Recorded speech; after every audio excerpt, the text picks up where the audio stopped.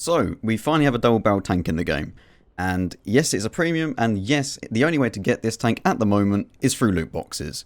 We don't know further down the line whether it's going to be the last day of the advent calendar, because usually the last day of the advent calendar there's the tank that kind of lasts longer. So it might even be the E75TS or this tank. Hopefully they do release this tank as well as the E75TS as the final advent calendars, and then that lasts until January or whenever they're going to end it. So hopefully that's the case. But if not, and you really, really want this tank, then I would suggest waiting, because it's not worth investing all your money into loot boxes to try and get this tank. If you do want gold and premium time, and you don't really mind that, you could get this as a bonus, then yeah, loot boxes are great, because the loot boxes give you a great return for what you invest. It's the best way of getting gold in World of Tanks, because not only do you get a guaranteed 250 gold, you also get the bonuses of everything else. That's besides the point. I just wanted to say that it's not worth it if you just want to get this tank to go and just spend all your money on loot boxes. Let's get into the review now. Okay, so let's kick it off with the armor of this thing. Straight away, the lower plate is the main weak point on this tank. It's where you're going to get the most penetrations go through. So at all costs, you kind of want to hide your lower plate. Another thing, this bit here is not actually rendered in the game. So it's just one big fat slab of armor. So you can afford to expose this. It's no problem. The upper plate is pretty well angled, so you are going to get some good ricochets off of it. The only thing is that obviously higher penetration guns will go straight through this no matter what. So you've always got to keep that in mind. Another thing, underneath here, when you actually aim up, you can actually go underneath the gun or the gun mantlet and go straight through here with relative ease. A bit like how the IS-7 has that kind of same issue, where it's 250mm along here. The same thing goes with this, where if he goes up, like the tiniest bit, you can then just shoot straight underneath and have an easy penetration. So if you're face hugging one of these things, try and go for underneath here, because that is where it's going to be the weakest point of the turret. On top of the tank, you've got two very, very small cupolas. You don't have to worry about these. You're going to get penned in them, maybe once or twice. But the majority of the time, they'll miss and, they won't even hit you. This as well. When I first saw this tank, I thought that this was going to be an overmatch plate. A bit like the IS-3's plate here. But it's not. So the turret on this thing is actually really, really good. The cheeks do get penned with heat rounds or, the higher gold rounds. So, yeah, this thing can see tier 10s, and yes, they're just going to go straight for your cheeks if you do see it. But overall, it's pretty well armoured for what it is. Moving on to the hull armour. Now, the sides on this, I've already spoken about this bit here, but the sides, they're really, really good. The 430U kind of has a similar hull as this tank, where it kind of bows out or extends out above the tracks, and then it's just completely open. But for some reason, the 430U has very weak lower hull armor. So you can't really afford to side scrape in this tank, because they'll just pen you here every time. Whereas with this tank, you side scrape like this, that's going to be like 300mm of armor. It's just going to be an instant bounce. It's actually really, really good. So, yeah, you can side scrape with this thing, no problems. Just remember, when you do actually shoot at this thing on the side, never aim for this bit, always go below. So that will mean that you need to fire AP or APCR, as HE won't go through this thing, Hesh won't go through it because it just get absorbed by the tracks. So keep that in mind when you are firing at one of these things. Never aim for this bit, always go for underneath. And you do have a decent amount to aim for.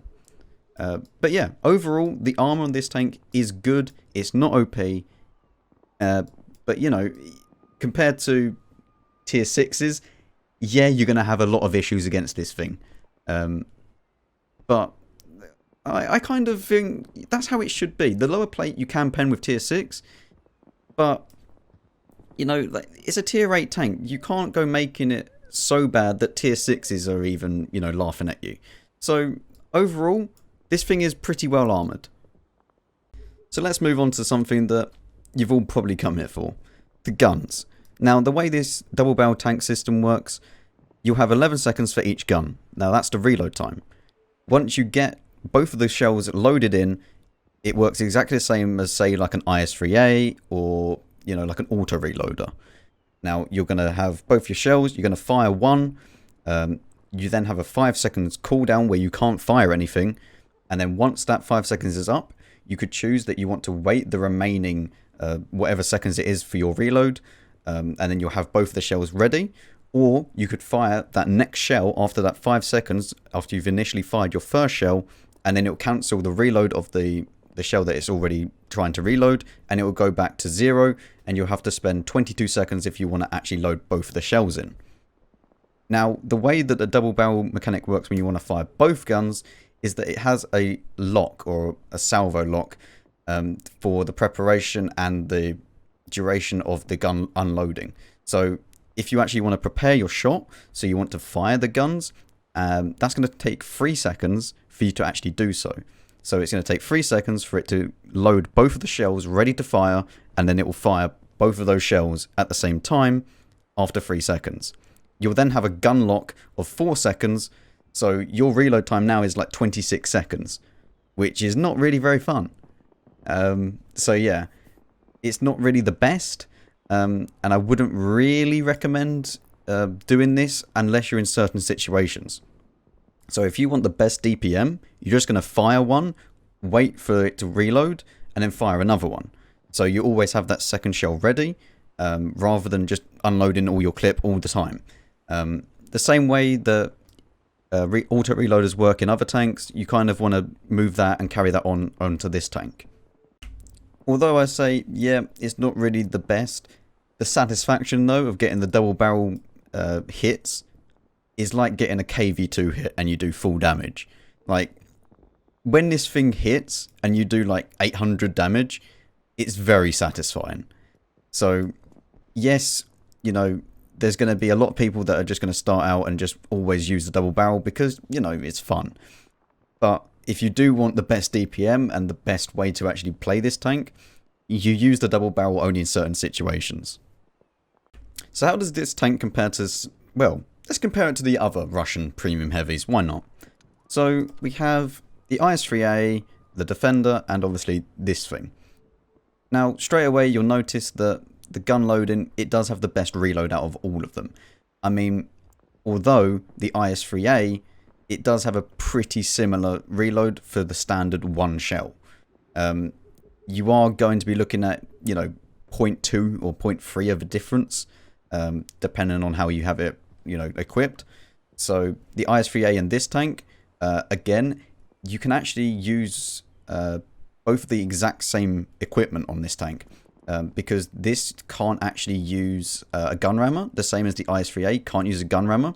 So the equipment you could either take vert stabs, vents, which is what I'd recommend on both of these, or the alternative third equipment slot is the gun lane drive or coated optics. Now I would always choose coated optics as view range is really important in this game, but a gun lane drive does work too.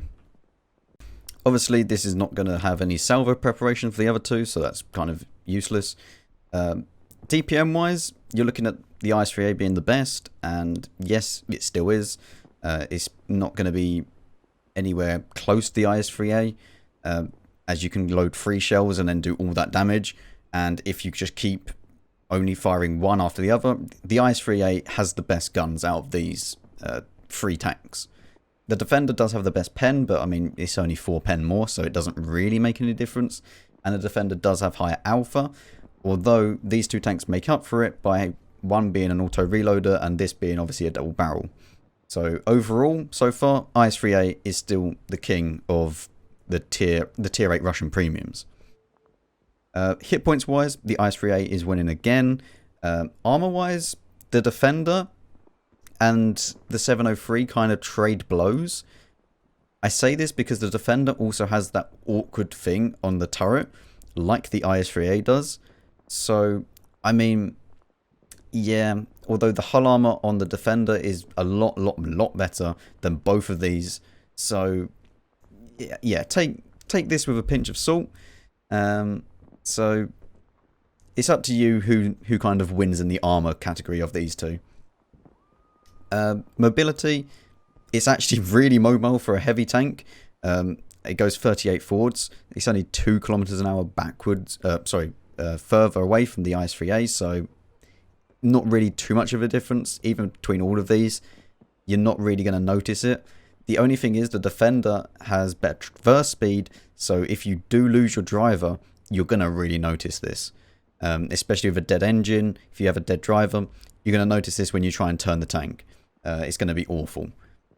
Having said that, I will say the 703 does have pretty good forward and backward speed. Like, I didn't even notice that I'd lost a driver sometimes. Like, it's kind of insane. With the other tanks, I kind of always noticed that I would lose a driver and then, you would know that you've lost him. Whereas in this tank, I didn't notice going forwards and backwards too much. View range, they're all exactly the same and pretty much all the same signal range. So, yeah. Overall, the IS-3A is the better tank. It's still the king of the tier 8 premium Russian heavies. And the Defender, yeah, it's up to you whether you think the Defender has better armor than this. Some will say yes, but 100% the Defender has much better armor. But I mean, looking at it from kind of the point of view of I like the Defender and I like this. I don't have, that hatred towards the Defender, because a lot of people just hate the Defender because it's OP or, I don't think the Defender's OP. It has a lot of weak spots. The turret on this thing is not great. You can pen it pretty easily. However, the hull armor is insane. So, yeah. It's up to you what you prefer. One more thing I just want to show is the stats. Now, I played 24 games, got 54% win rate. I will say, when I first got this tank, it did take some getting used to. I had 0% wins on 6 games. Now, I mean, whether or not that was just because it was the first day it came out and everyone was playing it.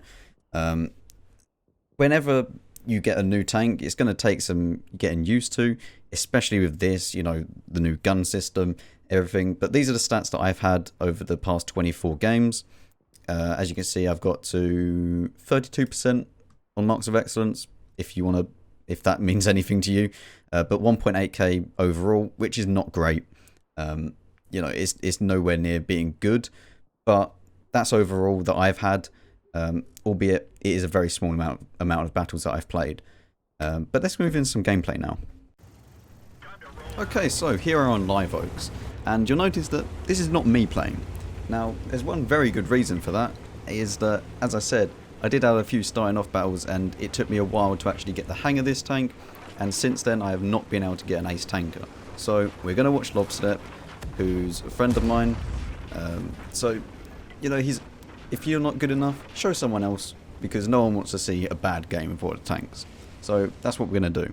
We're going to watch Lobstep, and he's going to show us how to play this tank.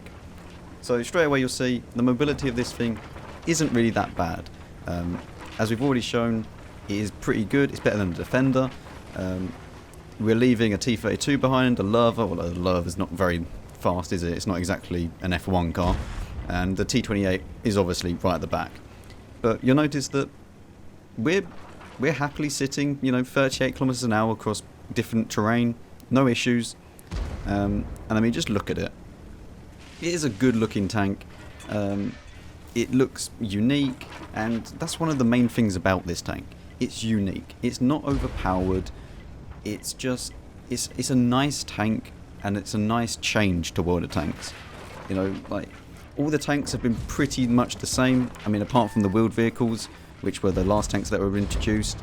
But now we have something much different, and a lot different play style. Albeit, it's not that different if you just play it like an auto-reloader. So straight away you'll see that Lobstep's got into a position where he can actually use the sides of his tank, although he's not really having too much luck, and you'll see that the VK is just penning his lower plate over and over again. And there, as you can see, he only exposed the side of his tank or the tracks, and the VK didn't have any choice but to shoot that. So the VK is not really a threat too much. you'll see that one did actually go in and it went into his lower plate. So Lobstep was a bit confused there. I mean, I would have been too, but it did go into his lower plate, that shot. But you know, you don't really have to worry about anything when you're playing this tank, like in this kind of position, because your sidearm will hold up very well, and as long as you keep your lower plate hidden, you don't have to worry about anything. The only thing that you do have to worry about is if they want to fire gold rounds right now and go straight for your turret, which they can do. I mean, and in nowadays World of Tanks, a lot of people do fire gold rounds. So you do just have to keep that in mind at all times, that the majority of people, yes, okay, they are going to just fire normal rounds, but you are going to meet quite a few people that do only fire gold. And as you can see, the DPM of this thing is fine. 11 seconds reload, it's just basically a normal reloading gun at this point. He hasn't done anything different. It's just like an IS-3 or another heavy tank at this stage. But when you do get the spare time and you slowly load up your shells, like is going to happen now, you know, we've loaded one shell. Now we're going to wait another 11 seconds. And this KV-4 is now going to feel it. You know, 4 seconds. Do we fire? No, we're just going to wait. The KV-4 bounced. We're going to load up a double shot and straight into the KV-4's turret for 723 damage. And, you know, that when that happens, it's so satisfying. Just the feeling, the sound as well. I don't know what's happening. It's like a transformer that's just farted or something. Like, it sounds so good. Like, I'm pretty sure, like, that's not how it sounds in the tank if this happened in real life. Like, you wouldn't get that electronic like sound, but so that's besides the point. The satisfaction that you get when you do penetrate both of these shells at the same time is very nice, and I do compare it to like a KV-2 getting that derp shot off and doing full damage and penetrating with HE. But right now we're just going to wait because the enemies have won down the right hand side or lower hand side of the map. So are the enemies going to come back, or are they just going to push? SU-130 PM gets spotted, and so does Lobstep. It's just a kind of a game of whoever can shoot whatever tank is available. Scorpion G more than likely in that bush, as the SU-130 PM is obviously up there, so the Scorpion G more than likely is going to hide behind the house and just in these bushes over here. Now Lobstep's just got both of these shells loaded, and you can tell, yeah, he's going to go for a blind shot. Now I do think this was a slight misplay. I would have only fired one shot into them. One, because, well, at the time he didn't know that there was that many people on his left hand side, so it's just kind of bad luck that that did happen. But you don't know for sure that the Scorpion G is still there, so I would have only fired one into there and then, you know, tried to shoot somewhere else. So, you know, bit of a misplay, but, you know, we can't all be perfect. And the VK right now has just gone, I don't really know what's happened. Lobstep's telling him to go back, but yeah, that the VK decided that going through that open field was the best bet of him actually winning the game. And it's not looking so good now. Sure, they've defended the bottom half of the map, but it looks like we've lost, or they've lost the majority of the top half of the map. You know, it's only Lobstep on very low health, and this T28, who's not really very fast, so if he gets surrounded, it's pretty much game over for him. Now you'll see that Lobstep has heat loaded at the moment, and for good reason. You know, low health. Oh, we're going to go for a double barrel shot. Will he pen? Not quite. The SU-101's upper hull armor is really good, and unless you actually do hit the commander's hatch, which is like the right hand side of it, or the left hand side, depending on where you look at it, you're not really going to pen it unless you do have a lot of pen. The heat rounds on this tank do have 270mm of pen, but it's not quite enough to go through that SU-101 reliably. You're going to need at least 300 to just go and butter your way through it. But the heat rounds on this tank are pretty okay for the tier 8. They're the same as the IS-3A, so, you know, 270mm penetration, more than enough to go through the front of a Type 5 Heavy if you need to. And deal with the majority of tanks that you are going to meet. Especially down at tier 8, it's no problem. But you see, shuts down the TS5, who was exposing his side armor. So it's pretty easy shot there. And now we're going to try and get this SU-101. Obviously, he needs to be careful because he's on very, very low hit points. But there's the SU-101. He hasn't spotted him. We're going to go for the double barrel shot. Yeah, that's 948 damage. That's satisfying. I mean, not so much for the SU-101. I mean, he's probably very angry. But, you know, causing fires, which this tank can do pretty reliably because it does have quite a large caliber. Firing 2 of them at the same time, yeah, you're going to see quite a few fires with this tank. Okay, so Lobstep got, of course, his ace tanker. He got the high caliber award because he done 4.4k damage, nearly 4.5k. Obviously got 3 kills, and you know that's a decent amount of credits as well as XP. Team score wise, top on damage done, pretty obvious. I mean, unless someone done a very, very good game, I mean, but then he wouldn't get high caliber. So yeah, 4.4k damage, 1.3k base. Which is really nice. So that shows that you don't really need too much XP to actually get an ace for this tank so far. Obviously, it's open up to anyone, and it's not really like the best players are only playing this tank.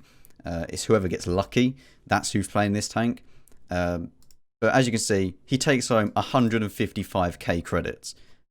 Yes, there is his personal reserve, so he was running a credit booster while he was doing this. And of course he does have the payouts for the festive fair or festive atmosphere, that's it. And you know, if he hadn't been running food, he would have then, you know, earned 170k. So yeah, well played Lobstep, and cheers for letting me use your replay. If you did enjoy this video, then you know what to do, and comment down below. Did you get one of these? If so, how many loot boxes did it take? And what else did you get from your loot boxes? Did you get lucky? Did you get unlucky? And yeah, hope you had a good day. I'll see you in a bit.